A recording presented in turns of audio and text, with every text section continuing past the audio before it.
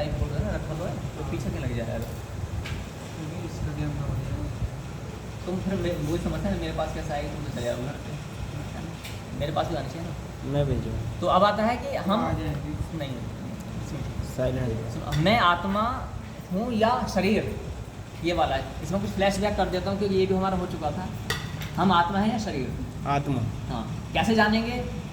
यदि इसमें कुछ एग्जाम्पल्स हम देंगे, फ्लैशबैक करूँगा, संक्षेप में बताऊँगा कि आप सब सुन चुके हैं। जैसे ये हाथ मेरा है लेकिन मैं हाथ नहीं हूँ, ये वाला भी हाथ मेरा है लेकिन मैं हाथ नहीं हूँ। ये पैर मेरे लेकिन मैं पैर नहीं हूँ। ये शरीर मेरा है लेकिन मैं शरीर नहीं हूँ। हम कहते हैं ना कि ये शरीर मेरा है, मेरे शरीर में दर्द हो रहा है, तो मैं कौन हूँ?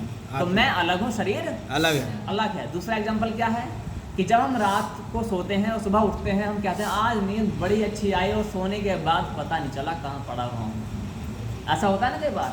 अच्छा एक बात बताओ, जब आप सो चुके थे तब आपको पता नहीं था कि मच्छर भी काट रहे हैं, लाइट गई है कि नहीं गई है, आपके माता पिता ने चादर आपके ऊपर उड़ाई है या नहीं उड़ाई है, कुछ पता नहीं चलता।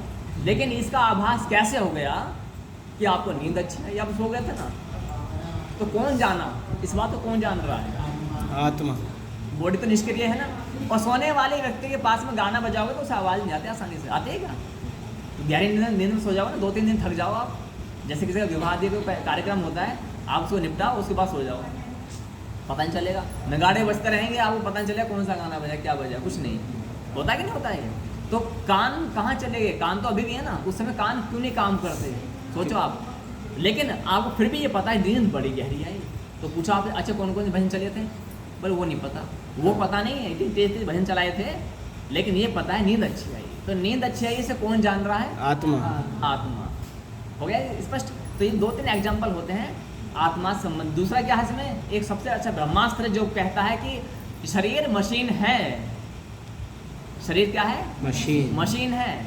ये 2-4 पुस्तकें पढ़ लेते हैं, एमटेक बीटेक की पढ़ लिया, कोई बायोलॉजी पढ़ लिया, 10वीं 12वीं इतने बुक्स पढ़ के वो आर्गूमेंट करते हैं। आओ बैठो प्रभु यहाँ पर, है ना, बैठो तो बात करते हैं, देखते हैं क्या होता है। तो इसलिए यदि कोई ऐसा व्यक्ति आता है, नमन करना है, क्यों करना? उसके अंदर भी वही भगवान है जिसकी तुम उपासना कर रहे हो। तो अपमान तो कभी किसी का भी नहीं करना है, ठीक है। नमन करो। प्रभु बताएं कि अच्छा एक शरीर एक मशीन है, एज पर यू मान लेते हैं, तो क्या कोई मशीन अपने वंश का विस्तार कर सकती है? नहीं। क्या अपन सिंपल भाषा में बताता हूँ जो नहीं समझ पाए, क्या कोई मशीन अपने संतान उत्पन्न कर सकती है? नहीं। कि एक मोबाइल से ये मेल है या फीमेल है, ये दोनों भाई गए अपना, एक छोटा सा क्या वो नोकिया का छोटा वाला फोन उत्पन्न हो गया है। हाँ। नोकिया छोटा वाला 3310। हाँ 3310 है ना, वो पैदा हुआ। नोकिया अब 1100। नोकिया 1100 मैंने भी प्रयोग किया, यूज किया है, वो बड़ा ट्रेंड था उसका वही। हाँ तो हाँ वही वाला, ठीक है। अच्छा अब वो धीरे धीरे बड़ा हुआ, फिर एंड्रॉइड बनेगा, फिर वो धीरे धीरे बढ़ते बढ़ते आईफोन बन जाएगा। ऐसा हो सकता है क्या? एक बस और ट्रक गए और उन्होंने एक साइकिल को जन्म दिया, नो। और फिर साइकिल धीरे धीरे स्कूटी बनी, फिर वो बाइक बनी, फिर वो कार बनी, और फिर वो कार से क्या बस बन गई। और लड़के को जन्म दिया है तो अब लड़के में क्या हुआ, स्कूटर आया, फिर उससे छोटा हाथी बना, फिर उससे बड़ा वो ट्रक बन गया, ऐसे करके, है ना। ऐसा सब पॉसिबल है क्या ये? नो। प्रभु जी आपकी जो थ्योरी है वो खुद ही असफल है। कोई भी मशीन अपने जैसा नहीं बना सकती। लेकिन एक वृक्ष से बीज गिरता है धरती पर, नीम के पेड़ से क्या गिरता है? बीज। कुछ ही महीनों में वहाँ पर उचित वातावरण होता है, और वो से इतने से बीज से वो बाहर से कोई भी हेल्प नहीं लेता। बीज लेता है क्या? बहुत सारे पौधे उग जाते हैं। हाँ, आपके घर मांगने आता है कि मुझे जो अपना घर गृहस्थी बढ़ानी है, कुछ दे दो, खाना दाना, कुछ बोलता है? कुछ भी नहीं। प्राकृतिक नेचुरली सब होता है। पीपल देवता है, अभी इनके नीचे बीज गिर जाते हैं, यदि मिट्टी होती है ना, खूब सारे पीपल होते नहीं होते हैं। तो एक बीज जो होता है वो भी अपना वंश विस्तार कर सकता है बिना किसी सहायता के। लेकिन आप कहते हो कि शरीर एक मशीन है, तो मशीन अपना विस्तार क्यों नहीं कर सकती बिना किसी सहायता के? क्योंकि वो आत्मा नहीं है, क्योंकि उसमें अंदर आत्मा नहीं है। एवरीथिंग इज पॉसिबल, लेकिन 4 चीजें संभव नहीं है, जन्म मृत्यु जरा व्याधि। ये 4 चीजें परमपिता आपसे कोई बोले ना कि आपके रसोई में जहाज खड़ा हुआ है, सच वाला जहाज, आप विश्वास कर लो, कोई बात नहीं, एवरीथिंग इज पॉसिबल। लेकिन 4 चीजें ये साइंस की पकड़ से बाहर है। Science is the part of Sanatan, Bhagavad Gita में 3-4 जगह आया है। ये बातें समझाई आपको, ठीक है। अब आते हैं आगे की ओर। मैंने ये फ्लैशबैक किया है। अच्छा जगत क्या है, इसमें मैंने एक चीज़ और बताई थी पिछली कक्षा में, जो मुझे याद आ रही है, तो रिवाइंड करो मैं भी। हम इस संसार में क्यों आए हैं? इसमें मैंने 2 कथा सुनाई थी संभवतः। एक कथा कौन सी थी कि हम कहते हैं, हालांकि इसका कोई प्रमाण शास्त्र में नहीं लिखित नहीं है, कोई भी प्रमाणित, लेकिन कुछ जो अधिक मैच करता है वो ये करता है कि हम इस संसार में फंसे कैसे हैं, हम आत्मा हैं तो समझ में आ गया, तो इस संसार में कैसे आए आप और हम, इस भगवान के लोक को छोड़ करके यहाँ कैसे आए। भगवान के लोक में तो ना भूख लगती, ना प्यास लगती, ना जन्म है, ना मृत्यु है, ना बुढ़ापा है, ना कलेश है, तो वहाँ से यहाँ कैसे आए, ये भी तो एक लॉजिक है ना। कामनाओं के कारण, मेरे साथ सब बोलेंगे, कामनाओं के कारण। किसके कारण? कामनाओं के कारण, इच्छाओं के कारण। और वो इच्छाएं हमारी आज भी इतनी प्रबल हैं, और वो इच्छाएं जानते हो क्या होती है? केवल अपना करने की। कैसे? हम भगवान के साम्राज्य में रह रहे थे, ये कथा है केवल समझाने के लिए, और भगवान से हमने कहा कि प्रभु यहाँ सब आनंद है, अपार शाश्वत आनंद, शाश्वत सुख है जो कभी घटता बढ़ता नहीं, लेकिन हमें कुछ अपना करना है, मेरा एक अपना साम्राज्य होना चाहिए। तो भगवान ने कहा तो ठीक है आप ये लोक ले लीजिएगा। हमने लोक ले लिया। पहले भगवान ने कहा कि तुम्हें बच्चे सब तुम्हारा ही तो है, जैसा कि तुम अपने पिता से बोलो पिताजी मुझे अपना कुछ करना है, तो पिताजी क्या बोल रहे हैं, सब बेटा मेरा क्या होता है, सब तेरा ही तो है ना। तो भगवान ने कहा सब तुम्हारा ही तो है, मेरा कुछ नहीं, सब तुम्हारा ही तो नहीं, फिर भी नाम तो आप ही का, टैग तो आप ही का लगा हुआ है ना, तो टैग जो है वो मेरा होना चाहिए। हमने आर्गुमेंट की भगवान से, जीएसटी अपने नाम से बनवाऊंगा। फिर वो सब हमारा नाम से होना चाहिए, तो ताकि मेरा भी नाम हो कि हमने कुछ किया है। तो भगवान जब नहीं माने तो भगवान ने कुछ समय समझाया, उसके बाद भगवान ने एक अलग साम्राज्य दे दिया, अलग कर दिया, लोग तुम्हारी रजिस्ट्री बैनामा हो गया, तुम जाओ, दाखिला खारिज सब कुछ करवा दिया। उसके बाद में क्या हुआ कि बोले भगवान जी देखो अब मैं अकेला क्या करूँ, यहाँ पर थोड़ा घर गृहस्थी भी चाहिए। तो बोले क्या? तो बोले पत्नी की दे दो। बोले किस चक्कर में पड़ रहा है, बोले सब यहाँ पर तो किस चीज़ की आवश्यकता? बोले नहीं मैं जैसा आप कह रहे हैं हम बच्चे हैं, तो मैं भी एक बार ऐसा आस्वादन लेना चाहता हूँ। तो हमें भी पिताजी कहे, दादा कहे। तो हमें कुछ ऐसा एक स्वाद मिलना चाहिए। तो बोले तो ठीक है, लेकिन तेरे ये रूल्स रहेंगे, नियम बता दिए ताकि तू भटके ना। जैसे बच्चा कभी नाव में नहाना चाहता है ना, तो माता पिता क्या करते हैं उस बच्चे को पकड़े रखते हैं ना। अच्छा बच्चा बड़ा हुआ, इतना बड़ा हुआ तो पकड़ेंगे क्या? ना, समझाएंगे बेटा अंदर मत जाना, बाहर ही ना, बस इतना ही बोलेंगे, ये तो होता है। तो भगवान ने हमें भी गाइडेंस दी पूरी, जो आज ही शास्त्रों में विद्यमान है। महाभारत, मेरे साथ से बोलेंगे महाभारत में सब लिखी हुई चीज़ें हैं, ये बड़ा रहस्यमय नाम खुला है, ठीक है। तो महाभारत में सब कुछ लिखा हुआ है, वेदों में सब कुछ लिखा हुआ है, लेकिन महाभारत मुख्य रूप से हम बताते हैं। हम गए वहाँ पर, साम्राज्य हमने स्थापित किया, वहाँ पर संतानें हुई, फिर हम दादा बने, फिर परदादा बने, फिर हम उसमें लीन हो गए, फिर हमारी और भी इच्छाएं थी, अरे मैं पोते का तो विवाह कर जाता, तो भगवान ने कहा तेरी इच्छा ये है, और इसी इच्छा में मर गए, तो भगवान ने फिर उसे वहीं पे जन्म दे दिया। बोले जा आप पोते का इच्छा कर, पोते का विवाह, और फिर उसमें क्या हो, फिर इसे लड़ाई झगड़ा होगा, फिर अब सब कुछ होगा ना। वहाँ तो जब तेरा घर मेरा घर ऐसी, जब मैं आया तो आप भी आए, सब हमें ये ऐसे ही इकट्ठे हो गए, अलग हो गए वहाँ से, ठीक है। तो इस कथा के माध्यम में हम क्या समझते हैं, एक आधी ट्रेन वाली कहानी। तो भगवान ने जब हमें एक यात्रा में भेजा, एक यात्रा में भेजा कि मैं तुम्हें शरीर दे रहा हूँ, इस सृष्टि मैंने बनाई है आपके खेलने कूदने आनंद करने के लिए, इसे भोगो। भोगना एक अलग है, उसमें लिप्त हो जाना एक अलग होता है ना। जैसे देसी की हानिकारक है, लाभकारी है, लाभकारी। लेकिन एक दंड लगाने, जो 1000 दंड डेली लगाता है वो 1 लीटर भी आराम से पी जाएगा देसी, क्योंकि 1000 दंड लगाता है, उठा बैठ 1000। कबड्डी कुश्ती दंगल डेली खेलता है वो, मैं 250 ग्राम दूध घी पीऊँगा तो क्या होगा, 10 हो जाएंगे, 15 दिन में आने का डॉक्टर। यही होगा ना, क्योंकि क्षमता हमारी नहीं। तो भगवान ने बताया कि देखो आप जाओ आनंद लो, लेकिन इसे रूल्स एंड रेगुलेशंस हैं, अब फॉलो करने हैं बस। बोला ठीक है, 2 जनों को भेजा गया। कितने जनों को? 2 भाइयों को। तो उन 2 में हम और तुम भी शामिल हैं, ठीक है। तो चले गए ट्रेन में, और ट्रेन जा रही थी, अब एग्जाम्पल देता हूँ यहाँ की अकॉर्डिंग, मुरादाबाद से मुंबई।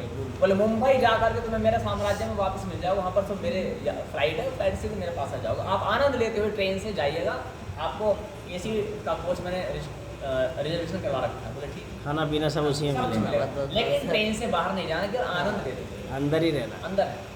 अब 2 भ्राताश्री के भाई थे, वो चले गए, पैसा भी दे दिया अच्छा खासा पिताजी ने। अब जैसे ही वो गए तो उनको दिखाई दिया किसी स्टेशन में गाड़ी रुकी, तो वहाँ पर क्या है, मेला चल रहा है बड़ा अच्छा वाला, सुंदर सुंदर फूल हैं, बगीचे हैं, और बर्फ़ भी है वहाँ पर।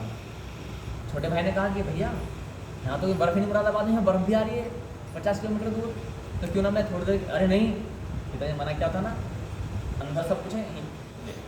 बोले नहीं बस 2 मिनट में आपको गाड़ी रुकेगी। हाँ ठीक है, तो एक गाड़ी पर 15 मिनट रुकेगी, आ जाओ। बोल के टीटी माने माया, टीटी माने माया माया मतलब माया के एजेंट है। टीटी कौन है? माया का एजेंट। और माया बाहर है ट्रेन से। वो गया, लेकिन इस बार वो बच के बाहर वापस अंदर आ गया। ट्रेन आगे चली तो वहाँ पर और भी अच्छा कुछ हो रहा था, नाच गाना हो रहा था वहाँ पर। तो जैसे ट्रेन रुकी, अब माया अपना प्रबल रूप दिखा रही है। तो बड़ा जो भाई था वो शांत था, गंभीर था, उसे अपने पिता के वचन याद थे, बारंबार चिंतन करता था ट्रेन छूट गई तो क्या होगा। छोटा भाई चंचल बुद्धि का, तो वो फिर बाहर चला गया। अच्छा जब बाहर गया तो उसने आनंद लिया, खाया पिया, नाचा कूदा, फिर वापस आ गया, चलो बच गया। ऐसे ही वो आगे गया तो फिर कुछ चल रहा था वहाँ पर अप्सराएं नाच रही थी, नृत्य कर रही थी, खाना पीना था और अद्भुत संगीत, तानसेन जैसा होता है ऐसा कुछ दिव्य संगीत, ऐसा नहीं असली नहीं, दिव्य संगीत था। लेकिन फिर भी वहाँ पर क्या था, अप्सराओं का नाच अधिक था। तो वहाँ पर देखा उसने, तो एक अप्सरा ने बोला कि प्रभु हम आपसे विवाह करना चाहते हैं। उसने बोला मुझसे, मैं तो मेरी ट्रेन जा रही है। बोले ट्रेन का क्या करूँ, मैं तुम्हारे साथ चलना चाहता हूँ। बोले वहाँ पर अलाउड नहीं है, you have no ticket, that's why. तो बोले तो फिर मैं तो मर जाऊँगी तुम्हारे बिना।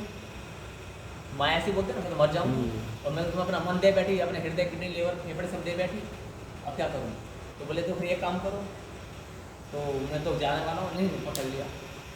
उस छुड़ाता वो पकड़ता, बारंबार क्या हुआ, वो ट्रेन ही छूट गई। ठीक है, तो उसी चक्कर में वो ट्रेन छूट रह गया। भैया चिल्ला रहा है, अरे आजा आजा, अभी मैं चैन में खींचे उसने एक बार। तो जैसे तैसे वो एक बार आने के लिए चला, लेकिन वो माया ने खींच लिया पूरा।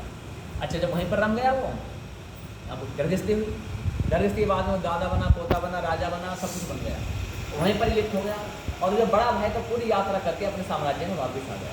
अब जो छोटा भाई था वहीं पर ही, क्योंकि जो जब हम इस माया में उलझते हैं, माया से उलझना और माया से सुलझना दोनों में अंतर होता है। हम उलझे हुए हैं, सुलझे हुए नहीं हैं। ये माया हमें माया मतलब समुद्र में अगर आप तैरना जानते हो, मतलब कि किसी नौका को जानते हो चलाना, तो समुद्र में आप पार लग सकते हो। समुद्र में आपके पास नौका नहीं है, आप चलाना नहीं जानते हो, तो निश्चित रूप से डूबना ही हो। तो ये समुद्र है, मृत्यु संसार सागर भगवद्गीता में कहा गया है।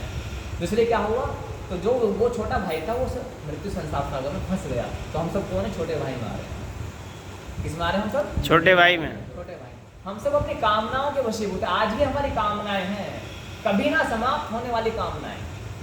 अपने दादा परदादा को देखना, उनकी कोई कामनाएं समाप्त हुई है अभी तक? नो। मरते दम तक उनकी कामनाएं रहती हैं, इच्छाएं रहती हैं, है ना, ये कर लेंगे, वो कर लेंगे, और वही उसी ट्रैक पे हम भी चल रहे हैं। तो इसलिए जब तक हम उस ट्रैक पे चलेंगे तो हम भगवान को नहीं पा सकते। अब आता है कि जगत क्या है ना, जगत क्या है, इसे समझेंगे थोड़ा सा, समय तो है, थोड़ा सा समझेंगे। यहाँ से कंटेंट नया वाला टॉपिक चालू है। हम यहाँ पर क्यों आए हैं ये बता दिया गया, हम कौन है, आत्मा है ना। लिखते रहना प्रभु, मेरे पास तो कुछ नोट्स बने हुए हैं, मैं वैसे भी लिख लूँगा। और आप भी ना इनके फोटो समूह में डालते हैं, तो इनको भी एडमिन बना दो, जो इनके बच्चे करते रहते हैं ना, ठीक है। अच्छा, भूमि रापो नलो वायु खम मनो बुद्धि रहे। अच्छा, ये संसार किन एलिमेंट से बन के चला है, वैज्ञानिक को चुनौती दी जा रही है, सीधे सीधे वैज्ञानिकों को चैलेंज किया जाता है। साइंटिस्ट बोलते हम ये बनाएंगे, हम वो बनाएंगे, ठीक है आप बनाइएगा, लेकिन आपको 5 एलिमेंट्स बल्कि 8 एलिमेंट्स यूज नहीं करना है। Which is the 8 elements, you know? पृथ्वी, कौन सा? पृथ्वी। पृथ्वी में क्या आता है बताओ? नहीं, पृथ्वी में क्या आता है बताओ?